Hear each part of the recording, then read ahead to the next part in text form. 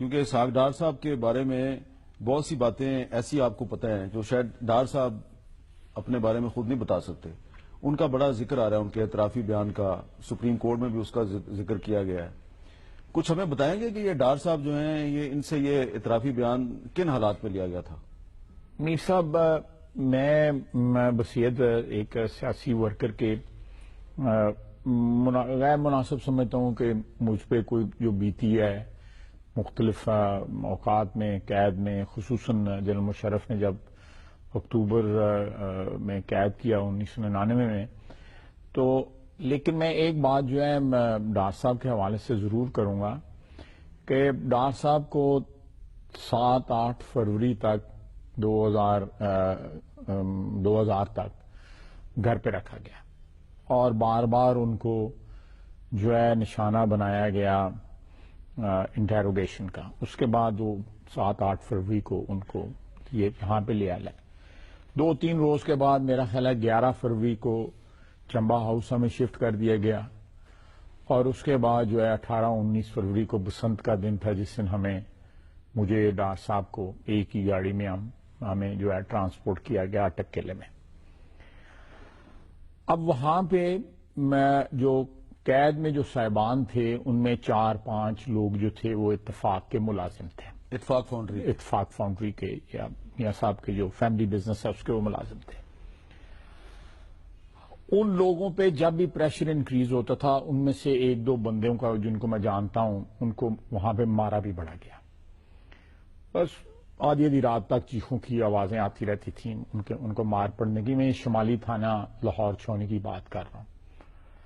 میرے ساتھ جو تھے میری سیل میں ان کے ایک بڑے افسر تھے اتفاق انڈسٹریز کے.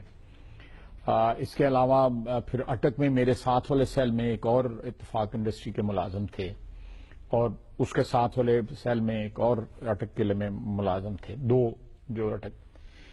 ان سب کو جب پریشرائز کیا جاتا تھا یہ ڈائریکٹ کر دیتے تھے اپنے پہ پریشر ریلیز کرنے کے لیے اشارہ کر دیتے تھے ڈار صاحب کی طرف. تو سارے کا سارا ملبہ جو ہے نا وہ ڈار صاحب کے اوپر ڈال دیا گیا کہ بھئی یہ ایک بندہ ہے جو آپ چاہتے ہیں وہ آپ کو دے سکتا ہے. اس کی وجہ سے ڈار صاحب پہ اتنا زیادہ پریشر، تقریباً میں ان کو ملا ہوں 8 یا 9 فروری کی صبح کو. مجھے چیک اپ کے لیے لے جا رہے تھے اسپتال CMH لاہور میں، اور ڈار صاحب کو بھی انہوں نے پک کیا. میں سرور روڈ تھانے میں تھا، ڈار صاحب جو تھے وہ شمالی تھانے میں تھے.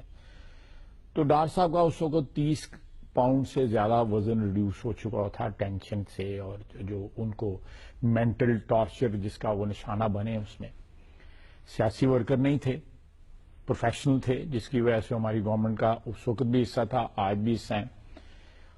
میرے خاندان میں ہم لوگوں نے قید بھی دیکھی ہوئی تھی، میرے والد پارٹیشن سے پہلے سے قید بھی جاتے، اس لیے کوئی کلچر میں تھوڑا بہت یہ سلسلہ تھا. امینس پریشر اس کے اوپر ڈالا گیا، امینس پریشر اس کے اوپر ڈالا گیا کہ آپ میاں نواز شریف کو، مجھے بھی کہا گیا کہ تم دبئی میں بینکر شینکر رہے ہوئے ہو، تم بھی بتاؤ کہ میاں نواز شریف کا متعلق جو ہے. لیکن ڈار صاحب کو جس طرح نشانہ بنایا گیا، ان 4-5 بندوں نے جو بار بار یہ ایک قوالی کرتے تھے کہ بھئی یہ ڈار صاحب سے پوچھو، ان لوگوں کو مارا گیا وہ اپنی ماں جان چھڑانے کے لیے ڈار صاحب پہ. تو میں سمجھتا ہوں میر صاحب کہ آپ کو اس پس منظر میں آپ کو پتہ ہے ان دنوں میں کیا ہو رہا تھا ہمارے ساتھ، بالکل آپ فرسٹ ہینڈ آپ کو پتہ ہے. میں سمجھتا ہوں کہ جس عزم کا، استقلال کا، یا کہ جس ثابت قدمی کا ڈار صاحب نے مظاہرہ وہاں پہ کیا، اور جس طرح وہ پریشر کا مقابلہ کرتے رہے وہاں پہ، یہ میں سمجھتا ہوں کوئی اور ہوتا تو بڑی دیر پہلے وہ 23-24 مہینے قید رہے. کوئی 1 یا 2 یا 4 دن یا 6 دن یا 10 دن نہیں قید رہے. جی لوگ ہمارے پہ جو الزام لگاتے ہیں جو ہفتے بعد معافی مانگ کے باہر نکل آئے، 23 مہینے وہ شخص قید رہا، اور اس سے یہ بیان لیا گیا، اور بعد میں یہ ثابت ہوا کہ یہ انڈر ڈیورس بیان لیا گیا ہے. اور اس کی میں وداؤٹ گوئنگ، کیونکہ اس وقت عدالت میں معاملہ ہے، میں صرف اسحاق ڈار صاحب کے حد تک، ان کی ذات کی حد تک بات کروں گا. اس کے دوسری چیزوں میں جو ہے میں نہیں چاہتا کہ میری کی وجہ سے کوئی لیگل کمپلیکیشن پیدا ہو، ساتھ مجھے عدالت کا بھی احترام ہے. لیکن آپ 4 فٹ بائی 6 فٹ کا سیل تھا جس میں قید تھا، ساتھ اور 2-2 3 دن 4 دن ہم روشنی نہیں ہوتی، ہمیں باہر نکالتے تھے، آنکھوں پہ پٹی باندھتے تھے، پیچھے دونوں ہاتھوں سے ہتھکڑیاں لگاتے تھے اور باہر لے کے جاتے تھے. اب اور سالٹری کنفائنمنٹ تھی، آدھا گھنٹہ جو ہے 15 منٹ گزرنے محال ہوتے تھے. تو ان حالات میں ایک شخص نے جو ہے انڈر ڈیوریس ان حالات سے مجبور ہو کے اس سے کچھ سائن کروا لیا جائے، لکھا لیا جائے، تو میں سمجھتا ہوں کہ اس کو عمران خان صاحب کہتے ہیں کہ اس زمانے میں جو نیب کے سربراہ تھے جنرل امجد، وہ کہتے ہیں کہ ڈار صاحب نے یہ رضا کرانہ طور پہ بیان دیا تھا. سر یہ جنرل امجد نے کہا ہے نہیں کہا، تو اس کے راوی تو عمران خان صاحب ہے نا، تو عمران خان صاحب تو اس میں کیا یہ درست ہے فریق کہ اس زمانے میں نیب کے کچھ لوگوں نے آپ سے معذرت کی تھی؟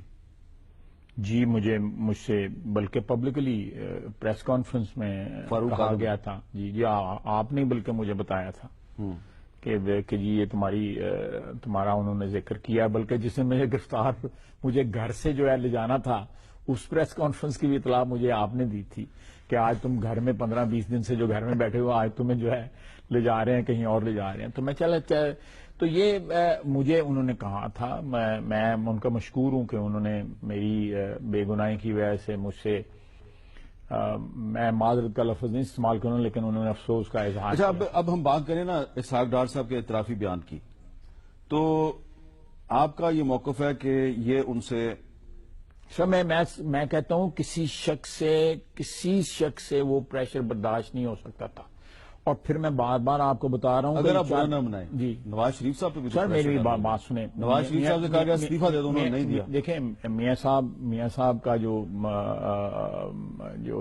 وہ لیڈر ہے، اسی لیے تو لیڈر ہے نا، اسی وجہ سے لیڈر ہے نا، اسی وجہ سے 3 دفعہ وزیر اعظم بنا نا. ہم تو اس کے ورکر ہیں، ہمیں کمزوریاں بھی ہو سکتی ہیں، ہمارا کسی وقت ثابت قدمی جو ہے اس میں کچھ تھوڑا بہت میرا مطلب ہے متزلزل بھی ہو سکتی ہے، اللہ نہ کرے ہو، لیکن وہ لیڈر ہے.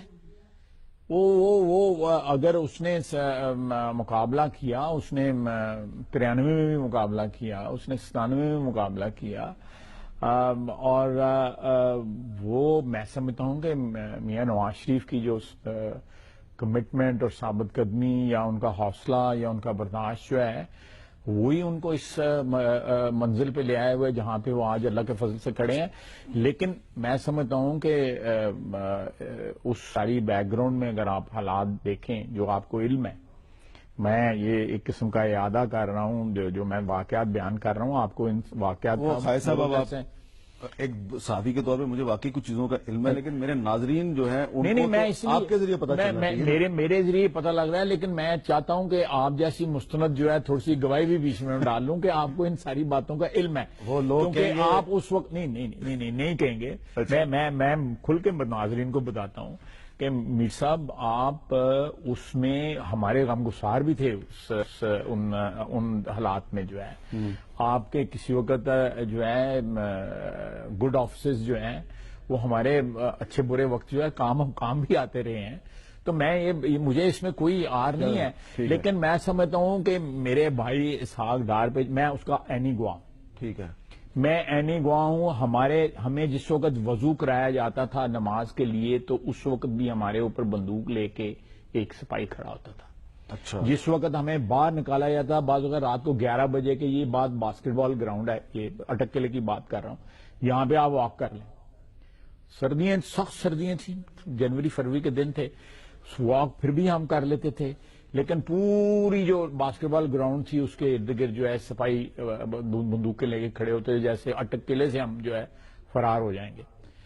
تو یہ ایک سائیکولوجیکل وار تھی جس میں میں سمجھتا ہوں کہ ڈار صاحب کو ہم سب میں سے سب سے زیادہ نشانہ ان کو بنایا گیا کہ ان کا خیال تھا کہ یہ شخص جو ہے میاں نواز شریف کے خلاف جو ہے ہمیں سب سے زیادہ کارآمد ہو سکتا ہے. اچھا، آپ نے سائیکولوجیکل وار کا ذکر کیا، میں بالکل دوسرا سوال آپ سے کر رہا ہوں.